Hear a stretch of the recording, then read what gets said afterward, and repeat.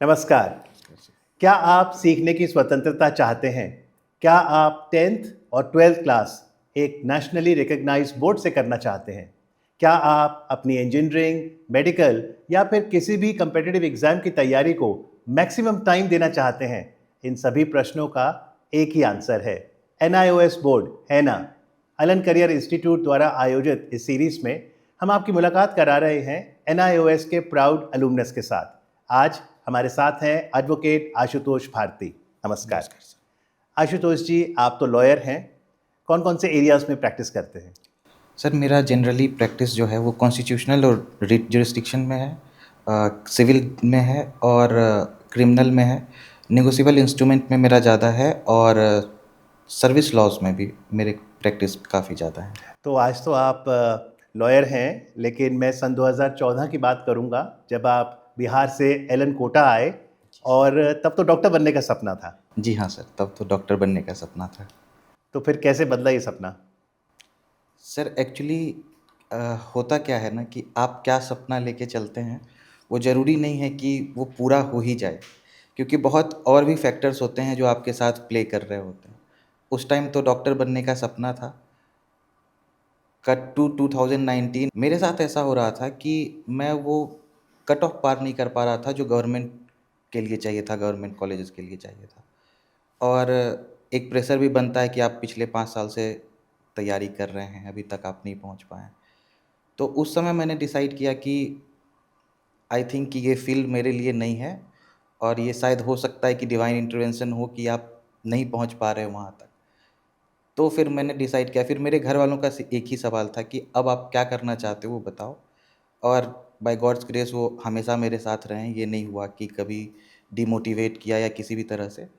तो उस टाइम फिर मैंने डिसाइड किया कि चूँकि मुझे लॉ बहुत अच्छा लगता था शुरुआत से ही, मैं पढ़ना पसंद करता था कि क्या हो रहा है नहीं हो रहा है, तो फिर मैंने डिसाइड किया कि मैं लॉ करूँगा। जी, ये बहुत महत्वपूर्ण बात यहाँ पे आशुतोष जी ने बताई है कि बहुत सी राहें होती हैं विद्यार्थी के पास। तो समय के साथ जब आप आगे बढ़ते हैं, करियर को लेके और क्लैरिटी आती है। क्लियरिटी आती है। लेकिन 10वीं आपने ICSE बोर्ड से की थी। जी हाँ सर। वो अनुभव कैसा रहा? सर आईसीएसई बोर्ड का अनुभव बहुत अच्छा है। एक्चुअली उसमें अगर आप जनरल लोगों से पूछेंगे तो अलग अलग राय है कि वो बहुत भारी होता है, नहीं करना चाहिए, बहुत डिफ़िकल्ट है वो।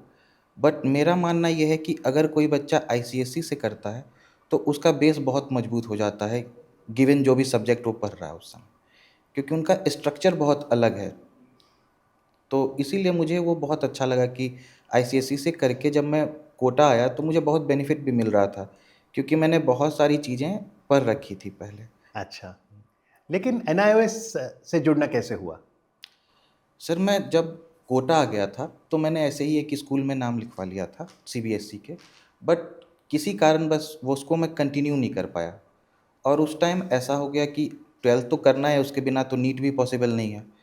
तो फिर मैं अल्टरनेटिव सर्च कर रहा था कि क्या कर सकते हैं।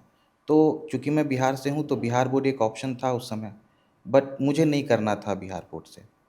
तो मुझे किसी ने राय दिया, एलन में ही इनफैक्ट मुझे किसी ने राय दिया कि तुम एनआईएस क्यों नहीं ट्राई करते हो एक बार, क्योंकि सब कुछ अलाउड है तो क्यों, क्या ही दिक्कत आएगी तुमको, तुम कर लो।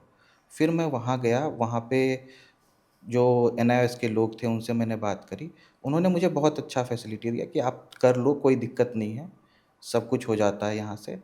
Then I opted for NIS. पर जैसे समाज में पता है ICSE board, CBSE board, NIOS भी क्या लोकप्रिय है?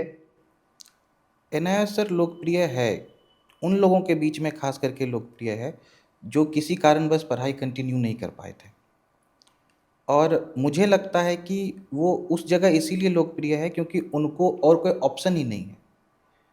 और जो बच्चे जैसे एलन में आते हैं, वो या फिर नीट की तैयारी वो घर पे रह के करें या कैसे भी करते हैं, या जेई की करते हैं, तो उनके साथ प्रॉब्लम क्या होता है, कोचिंग और स्कूल दोनों वो मेंटेन नहीं कर पाते हैं। तो मुझे लगता है उनके बीच में भी ना ये होना चाहिए कि आप जब ओपन स्कूलिंग से करना है तो किसी भी अनऑथराइज्ड वे में करने से अच्छा है कि आप ऑथराइज्ड वे में एनआईएस से करें। ये एक लीगली रिकॉग्नाइज्ड वे है। लीगली रिकॉग्नाइज्ड वे है।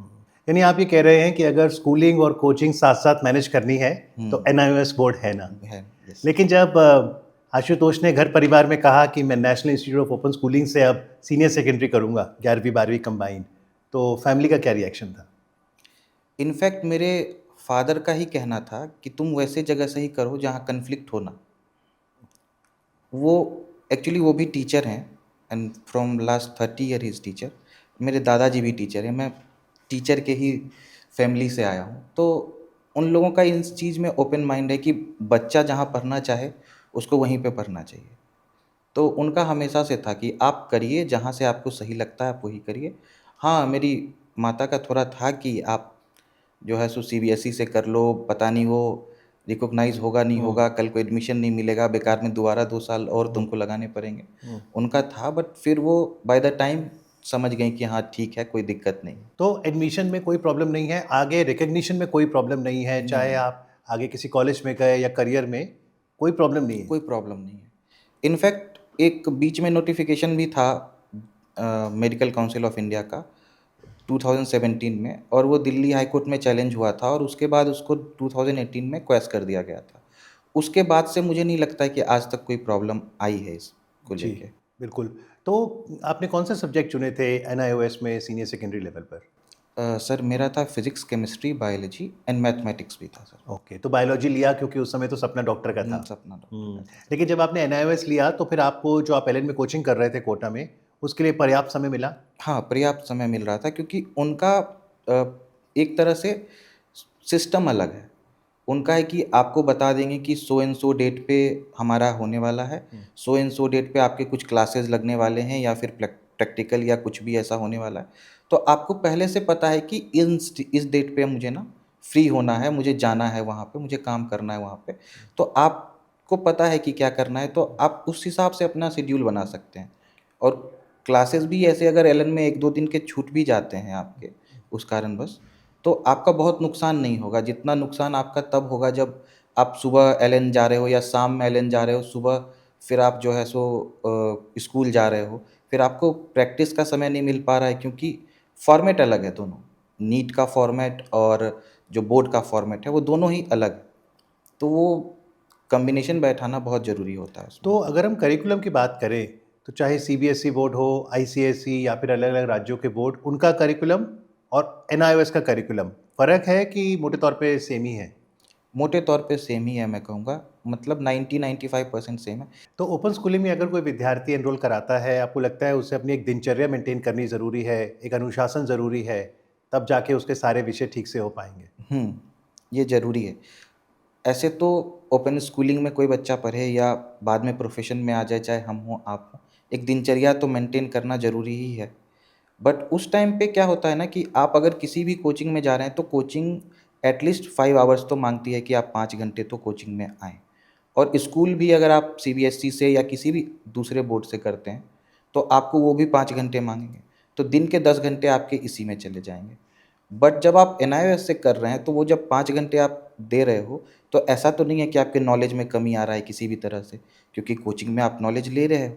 और स्कूल में जब आपको जाना पड़ रहा है अल्टरनेटिवली या कभी भी जब जो भी उनका शेड्यूल है उस हिसाब से, तो आपके पास एक 5 घंटे का शेड्यूल फ्री हो जाता है at least 5 days in a week, कि आप उस टाइम प्रैक्टिस कर सको, दूसरे अपना कोई हॉबी हो तो उस पे भी टाइम दे सको और अपना पर्सनल डेवलपमेंट भी कर जी, यानी सको। ओपन स्कूलिंग में एनरोल करने से समय का तोहफ़ा मिल रहा है, gift of time. Gift of time ज़रूर। और जैसे राष्ट्रीय शिक्षा नीति 2020 की बात करें आशुतोष जी, तो वो भी होलिस्टिक एजुकेशन की बात एजुकेशन की करती है। बात आपने अभी कहा मेंटल हेल्थ, तो एक तरह से मानसिक तनाव दूर करना हो, तब भी एनआईओएस आपको मदद करता है। जी हाँ सर, मानसिक तनाव में बहुत हेल्प करता है एनआईओएस, क्योंकि अब होता ऐसा है कि सर यहाँ बहुत सारे स्कूल्स हैं, सीबीएसई हो या अदर बोर्ड हो, बट उनका स्ट्रक्चर कहीं ना लचर स्थिति में ही रहता है। कि अब देखने को ये हो जाता है कि आप स्कूल में नाम लिखवा रहे हो, आप वहाँ 5 घंटे दे रहे हो, बट वो आउटपुट आपको मिल ही नहीं रहा। उससे बेहतर है कि आप जब कोचिंग में जा रहे हो, तो आप वहाँ पढ़ के आ रहे हो, बट स्कूल में 5 घंटे आप जा रहे हो, पूरे दिन बैठ के आ रहे हो, जस्ट कि वो रेगुलर स्कूल है, इस भरोसे। और अंत में आपको क्या होगा कि 2 साल बाद आपको लगेगा कि मैंने वो 5 घंटे पर डे बर्बाद कर दिए। और जब आपको इधर 5 घंटे मिल रहे हैं, तो आप उसको कुछ प्रोडक्टिव के लिए यूज़ कर सकते हो। चाहे आप उसके तैयारी के लिए ही यूज़ कर रहे हो कि जो आप कोचिंग में पढ़ के आ रहे हो उसका रिवीजन कर रहे हो, बट वो आपको बेनिफिट देगा at the end of the day. तो जैसे रेगुलर स्कूलिंग में आपकी अटेंडेंस इम्पोर्टेंट है, आपको रोज़ जाना है। NIOS में अटेंडेंस को लेकर कोई प्रॉब्लम नहीं हो? नहीं, अटेंडेंस को लेके कोई प्रॉब्लम नहीं, बस उसमें जब आपको बुलाया जाए तब अच्छा। आपको जाना होता है एंड नथिंग एल्स। और एग्ज़ाम भी साल में 2 बार होते हैं, क्योंकि बड़ा इंटरेस्टिंग कॉन्सेप्ट है NIOS का, एग्ज़ामिनेशन ऑन डिमांड। हाँ, ये एक एग्जामिनेशन ऑन डिमांड का है कॉन्सेप्ट उसमें। और उसमें ये भी है कि अगर आपने 5 सब्जेक्ट लिए और आपने किसी सब्जेक्ट में आपका हो सकता है कि बैक लग गया या आप नहीं क्लियर कर पा रहे हो उसको, तो आप उसको बाद में दोबारा एक फॉर्म भर के, जैसे कॉलेजेस में होते हैं, उस हिसाब से भी आप उसको पास कर सकते हो। तो लिबर्टी बहुत ज़्यादा है। तो NIOS एक विकल्प है जो छात्र सेकेंडरी, सीनियर सेकेंडरी जा सकते हैं, और इसके प्रचार प्रसार में आप एलन का ये जो इनिशिएटिव है, ये पूरी सीरीज़ NIOS बोर्ड है ना, इसे कैसे देखते हैं? सर, मैं इसे इस तरह देखता हूँ कि सर एक सीरीज़ से ज़्यादा एक जागरूकता है सर ये। क्योंकि जब तक लोगों में जागरूकता नहीं होगी कि एक ऑप्शन ये भी है, तब तक लोग उसको ऑप्ट नहीं करेंगे। जैसे आजकल अगर आप देखेंगे तो एक नया टाइप का कोर्स आ गया है, एआई एंड साइबर लॉ। और साइबर लॉ, मैं लॉ का हूँ तो लॉ बोल दे रहा हूँ, बट वो डाटा इंटरप्रिटेशन और ये सारी चीज़ें एक आ गई हैं। तो अब जब लोग उसका प्रचार कर रहे हैं तो लोगों को पता चल रहा है कि नॉर्मल इंजीनियरिंग और ये सारी चीज़ों को छोड़ के या उसके साथ भी हम ये भी कर सकते हैं, जॉब अपॉर्चुनिटी मुझे ज़्यादा मिलेगी। पहले तो आज से 5 साल पहले लोगों को ये चीज़ नहीं पता थी। या फिर जैसे आपने सर बताया कि ब्लॉकचेन की बात आप कर रहे थे, तो ब्लॉकचेन या इस तरह की चीज़ें पहले पता ही नहीं थी लोगों को। अभी एक अपॉर्चुनिटी आ रही है। उसी तरह अगर एनआईओएस के बारे में लोगों को पता चलेगा, तो वो ज़रूर उसको ऑप्ट करेंगे, क्योंकि अगर हम और आप बात कर रहे हैं, वो देखेंगे कि ये लोग भी तो एनआईओएस से करके आए हैं और कुछ ना कुछ लाइफ में कर रहे हैं, तो दे विल थिंक कि हाँ, ये ऑप्शन चुना जा सकता है। जी। तो ये एक जागरूकता की तरह मैं देखता तो हूँ। चलते चलते एलन के व्यूअर्स को किन बातों पर आप जागृत करना चाहेंगे, एक बार सम अप कर दीजिए। सर, मैं बेसिकली ये बात बोलूँगा, एलन के जो मोस्टली व्यूअर होंगे वो बच्चे ही होंगे जो 10th पास करके 12th में होंगे या 13th में होंगे, इस तरह से। मैं उनको बस यही बोलूँगा कि जहाँ पे भी जाओ एक बार सोच कर जाओ, और जब वहाँ पे गए तो हर चॉइस का एक कॉन्सिक्वेंसेस होता है। तो अगर तुम वो चॉइस चुनते हो तो फिर उसके लिए तुम खड़े रहो। अगर तुमको नीट करना है, नीट के लिए आ रहे हो, तो उसमें लग जाओ। 2 साल दो, और 2 साल के बाद जब तुम एग्ज़ाम दे रहे हो तो तुम्हें ये नहीं लगना चाहिए कि भाई मैंने 100% नहीं दिया अपना। अगर तुमने अपना 100% दे दिया, फिर वो तुम पास हो रहे हो, फेल हो रहे हो, सेलेक्ट हो रहे हो या नहीं हो रहे हो, उससे कोई फ़र्क नहीं पड़ता है, क्योंकि जीवन ख़त्म नहीं होता है। अगर आप डॉक्टर नहीं बन पाते हैं तो आप कुछ और कर सकते हो। कुछ नहीं कर सकते हो आप, तो एटलीस्ट आप जो है सो जो चीज़ें आपके पास अवेलेबल है वो आप अपने लोकल एरिया में जाके उन बच्चों को पढ़ा सकते हो। तो बहुत चीज़ें हैं लाइफ में करने को, ज़िंदगी ख़त्म नहीं होती है। तो आप फ़ोकस करिए और अपना 100% दीजिए जहाँ भी जा रहे हैं। और आपको लगता है कि आप लॉयर बने, इसमें NIOS से जो आप जुड़े सीनियर सेकेंडरी में, उससे बहुत मदद मिली? जी हाँ सर, क्योंकि उस टाइम जब मैं वहाँ जुड़ा तो वहाँ अलग-अलग तरह के लोग थे। तो जो नेटवर्किंग करने का वो होता है कि आप, जब मैं एग्ज़ाम दे रहा था, तो मेरे साथ एक महिला थी जो एग्ज़ाम दे रही थी, उनका एज 35 होगा आई थिंक। उनका कहना था कि मेरी शादी 18 में हो गई थी, मुझे किसी ने पढ़ाया नहीं, आज मेरी इच्छा है पढ़ने की तो मैं पढ़ने आ गई। तो NIOS में उम्र की कोई बाधा नहीं है? उम्र की कोई बाधा नहीं है सर, जो जिसकी भी इच्छा हो पढ़ने की वो आ सकता है। और मैं ये भी नहीं कहता हूँ कि अगर आपको सीबीएसई से करनी है तो आप मत करो, बट बात वही है कि अगर आपके पास टाइम है, आप कहीं और अपना टाइम डिवोट नहीं कर पा रहे हो, मतलब आप कोचिंग नहीं कर रहे हो, कुछ नहीं कर रहे हो, तो फिर आप जाओ। फिर घर पे बैठ के एनआईएस से करने का कोई मतलब नहीं बनता। बट अगर आप किसी भी अल्टरनेटिव थिंग में हो तो आप एनआईएस को चुन सकते हो।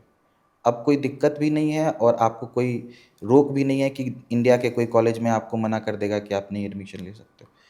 एज इक्विवेलेंट एज सीबीएसई ही है ये, तो ये बेहतर चॉइस होगा बहुत लोगों के लिए। जी, और आज कार्यक्रम में आके अपनी सक्सेस स्टोरी शेयर करने के लिए आशुतोष जी, आपका बहुत-बहुत आभार। धन्यवाद thank you sir, very much. धन्यवाद थैंक यू। सर। और यदि आप NIOS बोर्ड पर और जानकारी प्राप्त करना चाहते हैं, तो आप हेलन हेल्पलाइन से जुड़ सकते हैं। नंबर नोट कीजिए 7691059105। आप हमारी वेबसाइट पे भी जा सकते हैं ellen.ac.in/NIOS। तो आज के अंक में बस इतना ही। याद रखिए, अच्छे करियर के लिए NIOS बोर्ड है ना। नमस्कार।